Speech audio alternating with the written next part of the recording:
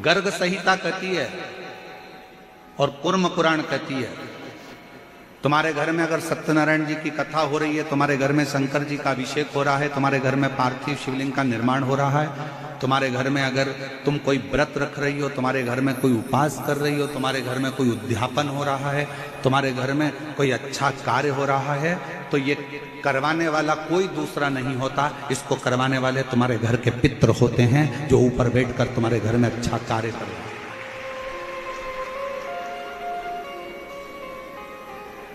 पार्वती जी को अगर शिव जी के शिवलिंग की पूजन की महत्वता कोई बता रहा है, तो पार्वती जी को पूजन की महत्वता उनके नाना नानी ने बताई, पितरों ने बताई।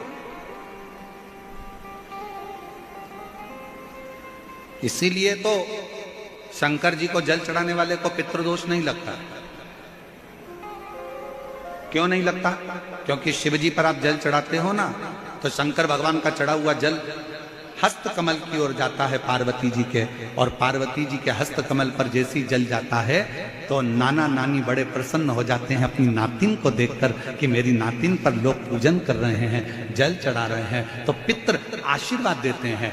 शंकर पर जल चढ़ाने पर 3 दोष समाप्त हो जाते हैं। पहले नंबर का वास्तु दोष, दूसरे नंबर का पितृ दोष और तीसरे नंबर का काल सर्प दोष। ये 3 दोष शिव पर जल चढ़ाने से समाप्त हो जाते। पितृ प्रसन्न होते हैं, पूर्वज आनंदित होते हैं। हमारे घर की बेटी आज शिव की आराधना कर रही है, हमारे घर की बेटियां हमारे शंकर की आराधना कर रहे हैं, शंकर की स्तुति कर रहे हैं, शिव आराधना में डूबे हुए हैं। कितना भी पितृदोष हो, कितना भी,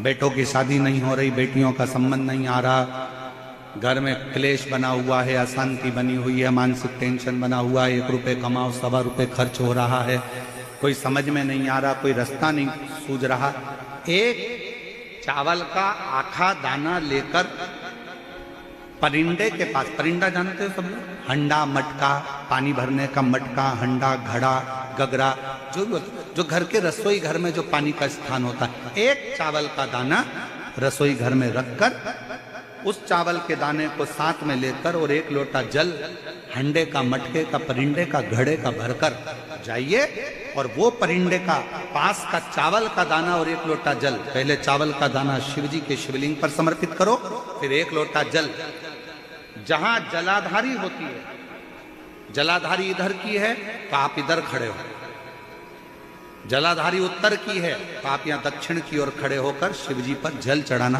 प्रारंभ करें।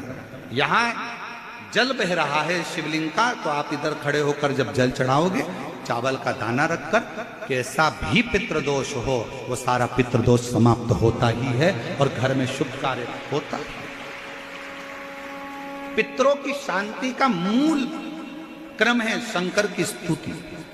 कोई ना कह दिया वास्तु के हिसाब से तुम्हारी बाथरूम गलत बनी है, तुम्हारा दरवाजा बना है गलत, तुम्हारा रसोई घर गलत बना हुआ है, सीढ़ियां गलत बनी है, ये गलत बना है, वो गलत बना है, सारा तोड़ तोड़ा के तुमने बार बार बनाया, सीढ़ी इधर लगा दी उसके कहने पर, तुमने बाथरूम उधर बना ली उसके कहने पर, उसके बाद भी घर में शांति नहीं है, पूरा वास्तु के हिसाब से मकान बनाया, पूरे वास्तु के हिसाब से घर बनाया, उसके बाद भी अगर शांति नहीं है तो कुछ मत करो, 1 लोटा जल शिव जी को चढ़ाओ और शंकर जी को 1 लोटा जल चढ़ाकर वही जल अशोक सुंदरी पे चढ़ाओ, गणेश कार्तिकेय पर चढ़ाओ और वही जल उठाकर थोड़ा सा लेकर आओ, घर के 4 कोने में उस जल को छींटना प्रारंभ करो, वास्तु दोष अपने आप समाप्त हो जाएगा। आपको बाथरूम बदलने की जरूरत नहीं, घर बदलने की जरूरत नहीं, व्यापार बदलने की जरूरत नहीं, अपने आप धीरे धीरे धीरे धीरे बदलता चलेगा। पर विश्वास, मानो तो गंगा मां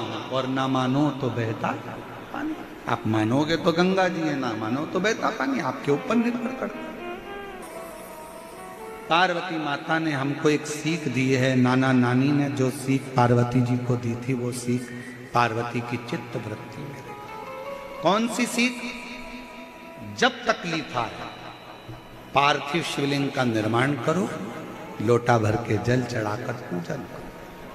किसी के सामने जाकर अपने दुखड़े को अगर रोगे तो वो बाद में केवल हंसेगा, ताना कसेगा, पर मेरे शंकर जी के पास में जाकर अपना दुखड़ा कहोगे तो मेरा शंकर आंख के आंसू को पोंछ दे, आंख के आंसू को पोंछ दे।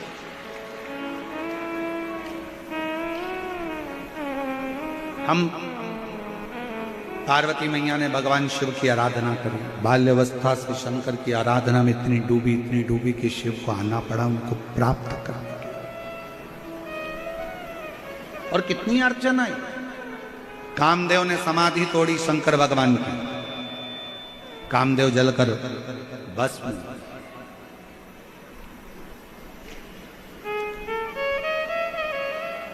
कितना कितना तप। लोग कहते हैं पार्वती जी ने घोर तप करा, घोर तप। शिव महापुराण की कथा कहती है पार्वती जी ने एक ही तप प्रबल करा था, पार्थिव लिंग का निर्माण कर कर पूजन में लगी रहती थी, ध्यान शंकर में रहती। शिव पार्वती जी ने तप साधना कर कर शिव को प्राप्त कर लिया। शंकर भगवान पार्वती को लेकर चले। कितना सुंदर व्याख्यान है, कितना सुंदर वर्णन किया है। समुद्र मंथन में 3 अप्सराओं का निकलना और उसमें से एक अप्सरा पुंजिका स्थल, जिसका नाम था पुंजिका स्थल, इतनी सुंदर थी उसको देखकर देवता भी रीझ जाते थे। गंधर्व उसको देखा करता, सुंदरता बड़ी थी उसमें। उसका नाम था पुंजिका स्थल। 3 अप्सराओं में से एक अप्सरा थी जो मंथन में निकली थी। जैसे समुद्र मंथन में 5 गौमाता निकली थी, सुरभि, सुशीला, बहुला, नंदा, सुभद्रा, ऐसी 5 गौमाता मंथन में जैसे समुद्र के निकली, वैसे ही 3 अप्सराएं निकली। उसमें से एक का नाम था पुंजिका स्थल, बड़ी सुंदर। अब भगवान की कथा कहती है, शिव महापुराण की कथा कहती है, अगर भगवान ने तुमको अच्छा घर दिया है, अच्छी काया दी है, अच्छी माया दी है, तो इसको अच्छे कार्य में लगाओ, कभी गलत कार्य में इसको लगाने का प्रयास ना करो। और मत मान करे रे काया माटी मिल जाएगी, राम भज लो, नाम भज लो, प्रभु का नाम भज लो। ये मुश्किल से मिली है। और अच्छी काया अगर भगवान ने दी है तो इसका सदुपयोग, अच्छा धन भगवान ने दिया है, माया अच्छी दी है तो इसका सदुपयोग। पुंज का स्थल दुर्वासा जी ने समझाया, नहीं मानी, फिर जल का छींटा दिया। क्रोध आ गया दुर्वासा ऋषि को, श्राप दे दिया, तू बांदरों की तरह हरकत करती है, जा तू बांदरी बन जा। रोने लगी, आंखों से जल बहने लगा। क्षमा करो मुझको, मुझसे गलती हो गई, मुझसे गलती हो गई, क्षमा करो। शिव कथा कर रही है, पुंजिका स्थल को श्राप लग गया, तू बांदरी हो जा। रोने लगी, दुर्वासा जी के चरणों में पड़ गई, बाबा कृपा करो, बाबा करुणा करो, मैं बांदरी बनकर रहूंगी। अच्छा है, तुझे काया का अहंकार हो गया, जा।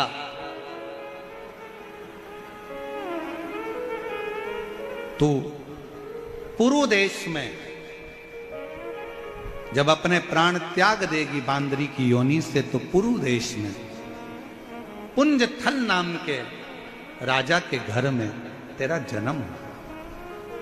क्षमा, पुंज थल नाम के राजा के घर में पुंज का स्थल का जन्म हो गया। राजा ने देखा कि जो लड़की जन्मी है उसका मुख तो बानर जैसा है। राजा ने उसको वन में छुड़वा दिया, वन में छोड़। ये लड़की मेरे राजघराने में नहीं रहना चाहिए, इसका मुख बंदर जैसा है, बांदरे के मुख का है, छोड़ो इसको। वन में छोड़ा तो गौतम ऋषि ने, माहिल्या ने उस बांदरी को, मनुष्य का शरीर था, बांदर का मुख था, उस बेटी को पालना पोषना चालू करा।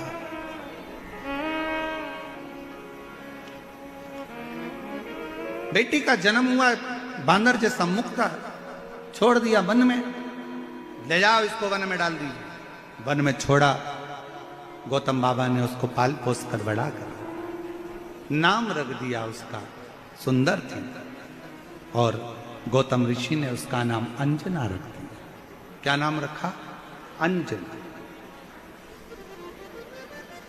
एक केसर सिंह नाम के राजा हुए, जिन्होंने एक हिरण के ऊपर बाण चलाने के लिए हिरण के पीछे भागते भागते चले, और वो हिरण दौड़ता दौड़ता मृगा ऋषि के आश्रम में पहुंच गया।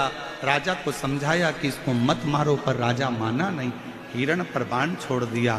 क्रोध में आकर मृगा ऋषि ने श्राप दे दिया कि तू बानर की योनि में जाएगा। क्षमा मांगी तो कहा कि एक नगर के राजघराने में तेरा जन्म होगा, और तू केसरी के नाम से तेरी धर्म पत्नी के गर्भ से एक बेटा जन्म लेगा, जो शिव का ही एक अंश होगा, शिव का। महाराज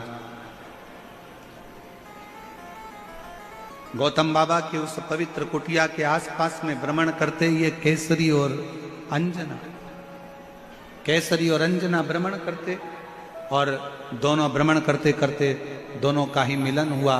गौतम ऋषि ने दोनों को देखकर उन दोनों का मंगल विवाह कर दिया, का मंगल विवाह किया, और मंगल विवाह करा दोनों का। समय आया जब संतान की प्राप्ति नहीं हुई, तब शिव की आराधना करी, शंकर की।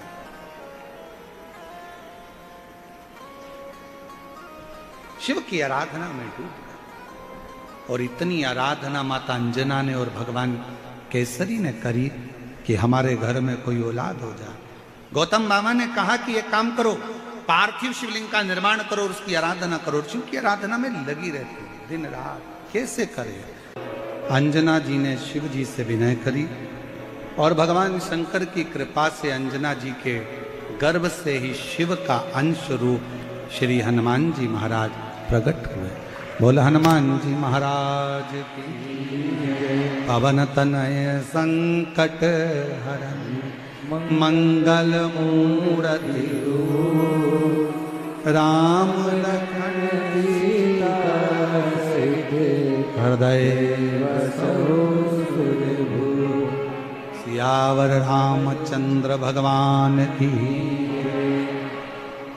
भगवान हनुमान जी महाराज का प्रागट्य स्वयं शिव का ही अंश है। पुराण में स्तंभेश्वर बाबा का एक कितना सुंदर वर्णन किया गया कि अगर मान लो कोई व्यक्ति नशे में डूबा रहता है, मदिरा का नशा छोड़ ही नहीं रहा, पूरा प्रयास कर लिया और वो दारू छोड़ने को ही तैयार नहीं, 8 साल 10 साल 15 साल 20 साल 25 साल 30 साल निकल गए और वो मदिरा छोड़ ही नहीं रहा, बहुत तकलीफ में। नया लड़का है, अभी शादी हुई, बहू बेचारी रोती है, घर के बच्चे रोते हैं, पर वो मदिरा का नशा छोड़े ही ना।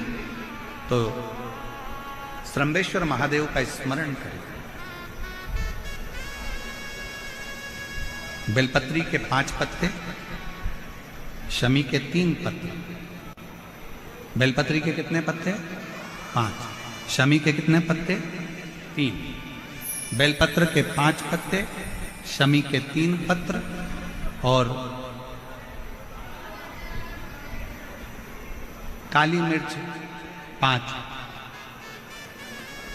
1 पत्र, शमी पत्र सब साथ में लेकर काली मिर्च के साथ में बाबा देव अधिदेव महादेव को, भगवान शंकर को समर्पित करो। स्तंभेश्वर महादेव का नाम लीजिए। जम के बोलो, कौन सा महादेव? स्तंभेश्वर महादेव। आपने कथा में सुना होगा कि शरम्भ पक्षी का रूप मेरे शंकर भगवान ने लिया था। किसके लिए लिया था? नरसिंह भगवान को जो गुस्सा आ रहा था नरसिंह भगवान जो तोड़ फोड़ कर रहे थे, सारे देवताओं को डर लग रहा था, तब भगवान शंकर ने सरम्ब पक्षी का रूप धारण कर नरसिंह भगवान को अपने पंजे में उठाकर अलकनंदा नदी में ले जाकर डाल दिया। शिव जी ने एक नाम लिया, शंकर जी का एक नाम का उच्चारण हुआ। क्या नाम था? जम के बोलो, श्रंभेश्वर महादेव। आवाज नहीं आ रही है, जरा जम के बोलो, कौन से महादेव? बोल श्रंभेश्वर महादेव की। श्रंभेश्वर महादेव 5 बेलपत्र, 5 कमल काली मिर्च, 3 शमी पत्र शंकर जी को चढ़ाकर बाबा से श्रंभेश्वर महादेव का नाम लेकर विनय कर बाबा आपकी कृपा होगी तो जीव नशे से मुक्त जरूर होगा। शंकर आपकी कथा कहती है कि आप राम नाम की मस्ती में डूबते हो और नशे को त्यागते हो। बाबा मेरे भी घर में एक व्यक्ति, उसका नाम ये है, ये गोत्र है, वो नशे में डूबा रहता है। बाबा इसको नशे से बाहर निकालो। झोली पसार कर प्रणाम करो, अपने हाथ की हथेली को, जैसे ये जल बहने वाला जो स्थान है यहाँ, ये पानी जो यहाँ से बहकर आता है, अपने सीधे हाथ की हथेली को यहाँ लगाओ। सीधे हाथ की हथेली को यहाँ लगाकर फिर ये जो जलाधारी है, यहाँ अशोक सुंदरी का स्थान होता है, अपनी हथेली को यहाँ लगाओ।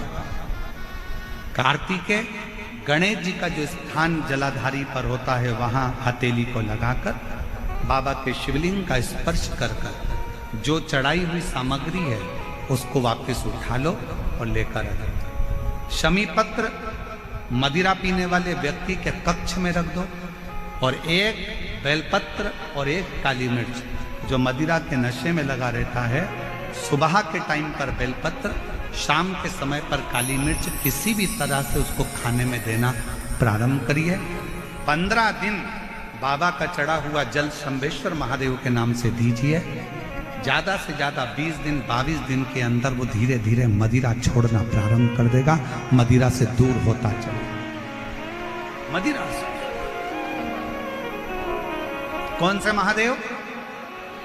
जम के बोलो जरा, श्रंभेश्वर महादेव। लीजिए, कौन से महादेव? श्रंभेश्वर महादेव। और ये नाम कोई साधारण नाम नहीं है। कितना भी घर में झगड़ा हो रहा हो, भाई भाई का झगड़ा हो, रिश्तेदारों का झगड़ा हो, कोर्ट कचहरी चल रही हो, अगर आप तकलीफ में हैं तो एक लोटा जल श्रंभेश्वर महादेव के नाम से शिव जी पे चढ़ाओ। धीरे धीरे धीरे धीरे अंतर कोई कोमा में पड़ा है, व्हीलचेयर पर पड़ा है, हॉस्पिटल में पड़ा है, डॉक्टर ने कह दिया कि अब भगवान के ऊपर है, हमने सारी दवाइयां दे दी, गोलियां दे दी, सारा इलाज कर लिया, अब ये उठेगा नहीं उठेगा, चलेगा नहीं चलेगा, आगे बढ़ेगा नहीं बढ़ेगा, इसकी जवाबदारी हमारे पास नहीं है। उस समय पर केवल ध्यान देना, अशोक सुंदरी, गणेश जी, कार्तिकेय वाले स्थान पर एक एक चावल का दाना 3 रखो, शंभेश्वर महादेव के नाम से तीनों जगह जल चढ़ाओ, और वो जल शंभेश्वर महादेव के नाम से बीमार व्यक्ति अगर पी ले तो ठीक है, नहीं पी सकता उसके शरीर पर उस जल को लगाना रोज प्रारंभ करो। धीरे धीरे वो कोमा से भी बाहर निकलेगा, शरीर भी चलेगा और वो आगे बढ़ना प्रारंभ करेगा। शंभेश्वर महादेव के नाम मात्र में इतना बल होता है कि शंभेश्वर महादेव की यहां तक शिवपुराण कहती है कि जब जब शंभेश्वर महादेव की कथा आए और दिल से अगर आपने सुना है तो व्यक्ति रोग से, दुख से निवारण होता ही है। वो शंभेश्वर महादेव, शंभेश्वर। क्यों शिव महापुराण की कथा में लोग इतने तकलीफ है, बीमार हैं, तो भी शंकर की कथा में क्यों जाते? इतना धूप है, गर्मी है, फिर भी लोग जाते, बीमार लोग भी पहुंचते, क्यों पहुंचते? उसका कारण है किसी भी तरह से शंकर की कोई कथा हमारे श्रवण शक्ति में जाएगी और वो हमें शक्ति प्रदान करेगी, क्योंकि उसका नाम महामृत्युंजय है। वो मृत्यु को भी जीत सकता है तो आराम जरूर दे सकता है, वो शिव है। लंका के राजा रावण ने मंदोदरी से कहा कि मुझे मैं जानता हूं कि शंकर जी के पास लेकर जाने के लिए कुछ नहीं चाहिए। और पूरी रामायण को उठाकर देखिए, रावण के पूरे चरित्र को उठाकर देखिए, रावण संहिता को उठाकर देखिए। आप पूरी रावण की लीला का स्मरण करेंगे तो रावण ब्रह्मा जी की आराधना करते समय कुछ दे रहे हैं, नारायण की आराधना करते समय कुछ दे रहे हैं, इंद्र की आराधना करते समय कुछ दे रहे हैं, पर रावण शंकर की आराधना करते समय कुछ नहीं दे रहे। खाली हाथ शंकर का गुणगान करने के लिए जाते हैं और तो भी मेरा देव अधिदेव महादेव सोने की लंका प्रदान कर देता है। सोने की नगरी दे दे, सोने।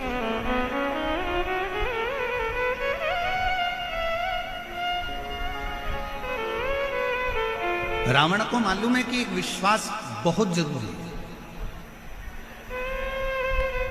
अभी आप आगे कथा में सुनेंगे, ईसर गोरा जी शिव महापुराण की कथा का रसतत्व ग्रहण करते समय आप श्रवण करेंगे। चंचुला देवी का मन दो जगह पर डोल गए।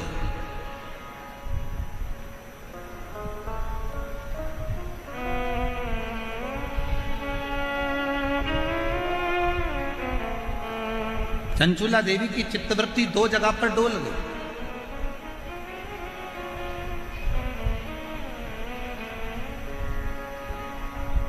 चंचुला देवी का मन दो जगह पर विचलित हो गया, दो जगह डोल गए। कब डोला? जिस समय पर चंचुला देवी की आंख में जल भर गया और तुमरुका जी कथा कर रहे थे और चंचुला देवी ने कहा, क्या मेरा पति प्रेत योनि में पड़ा हुआ है, क्या वो मुक्त हो जाएगा? क्या उसको मोक्ष मिल जाएगा? क्या वो मुक्त हो जाएगा? ईसर जी गोरा जी पीछे बैठे थे, उन्होंने चंचुला देवी को आगे बिठाया और ईसर गोरा गणा गोर पीछे बैठे। शिव जी सिर पर फेटा बांधे थे, तुर्री लगाए थे, गले में मोती की माला थी, सुंदर हाथ में सोने के कड़े थे, पांव में कड़ला डला हुआ था, सुंदर जरीदार वस्त्र मेरे शंकर भगवान ने पहन रखे थे। पार्वती जी ने बड़ा सुंदर श्रृंगार कर रखा था, बहुत सुंदर।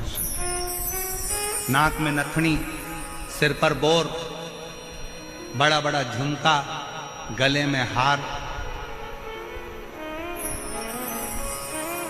गले में हार,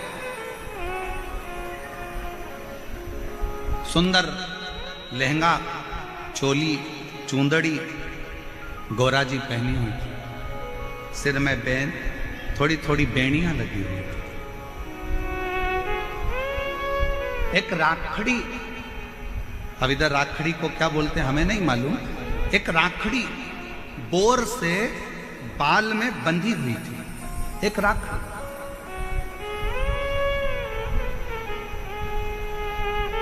और बैठे हुए चंचुला देवी के मन में संशय उत्पन्न हुआ, क्या मेरा पति इस प्रेत योनि से मुक्त हो सकता है? तभी चंचुला देवी ने जैसे ही प्रश्न किया तुमरुका जी से, क्या मेरा पति प्रेत योनि से मुक्त हो सकता है? तुमरुका जी ने उत्तर दिया चंचुला देवी को, अगर विश्वास पक्का है तो पत्थर में भी फूल खिल सकता है, और विश्वास पक्का है तो प्रेत योनि से तेरा पति भी मुक्त हो सकता है।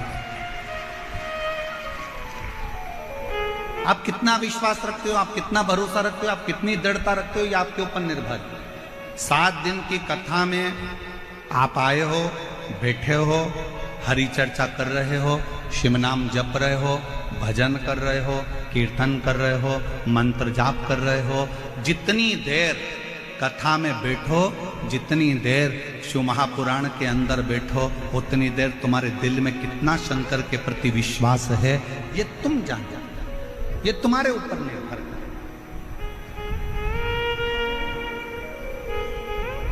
आपका भरोसा कितना है आपके ऊपर निर्भर करता है। एक पत्र है, अच्छा है, देखिए।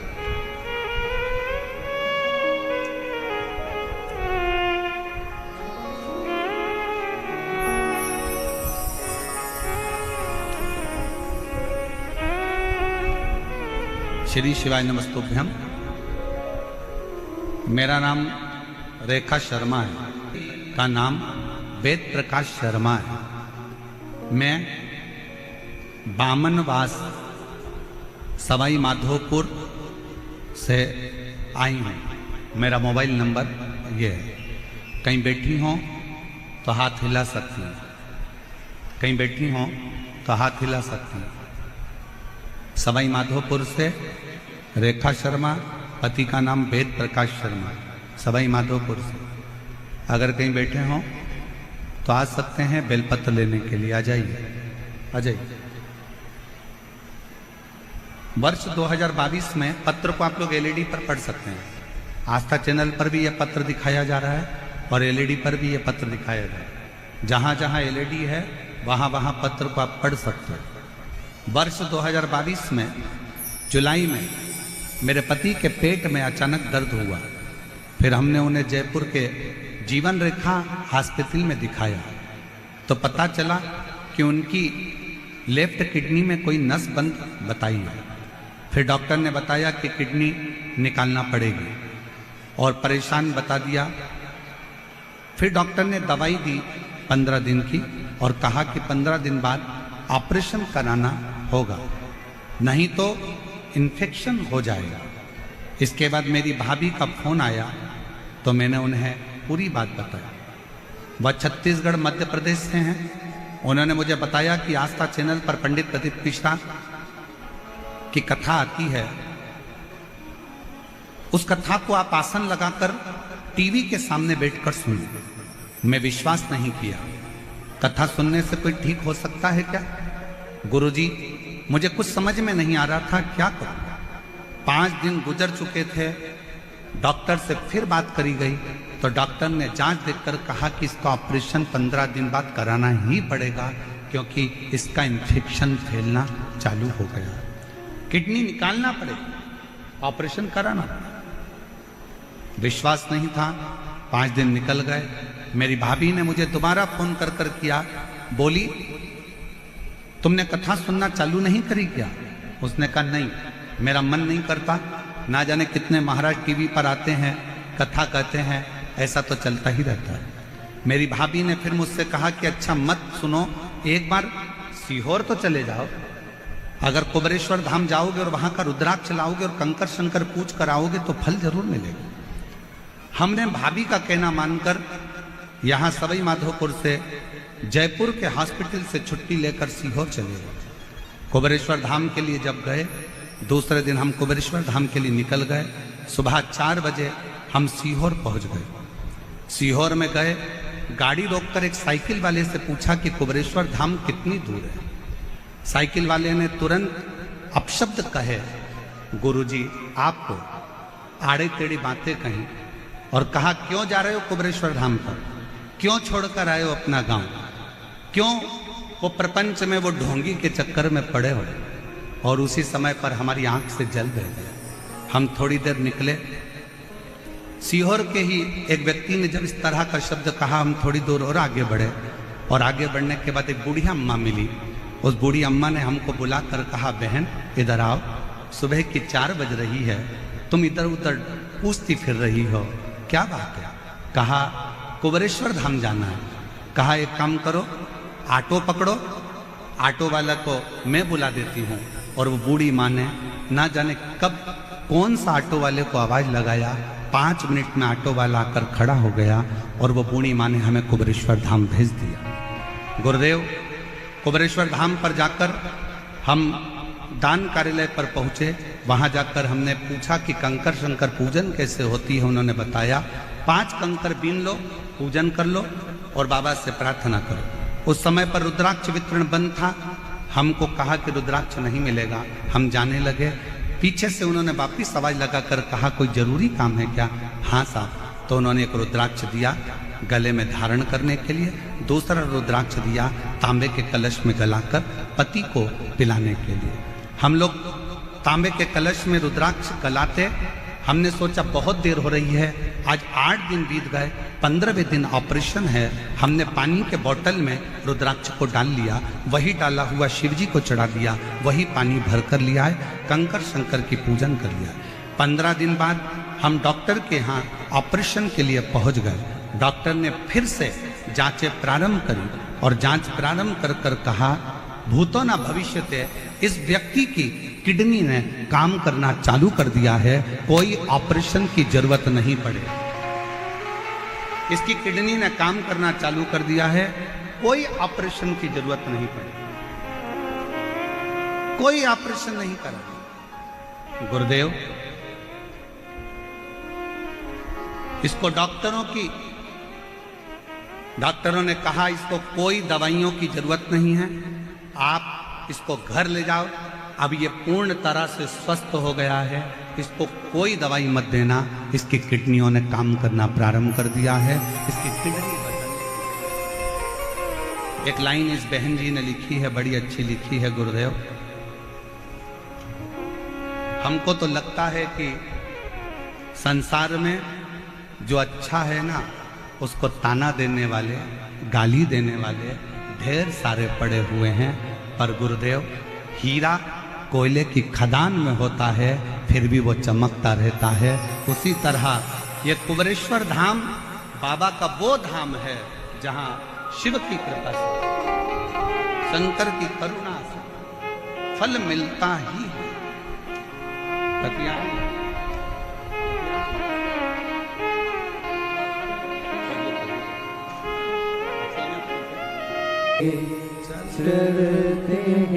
आप किसके आश्रित होकर जा रहे हैं? आप भजन में जाओगे तो आपको ताना दिया जाएगा, आप मंदिर जाओगे तो लोग आपको गाली देंगे, आप भगवान की भक्ति में डूबोगे तो लोग ताना देंगे। बोलो मेरी जीजियों, मीराबाई जब तक ससुराल में रही तब तक मीराबाई को ताने पर ताना दिया गया, गाली पर गाली दी गई, अपशब्द पर अपशब्द।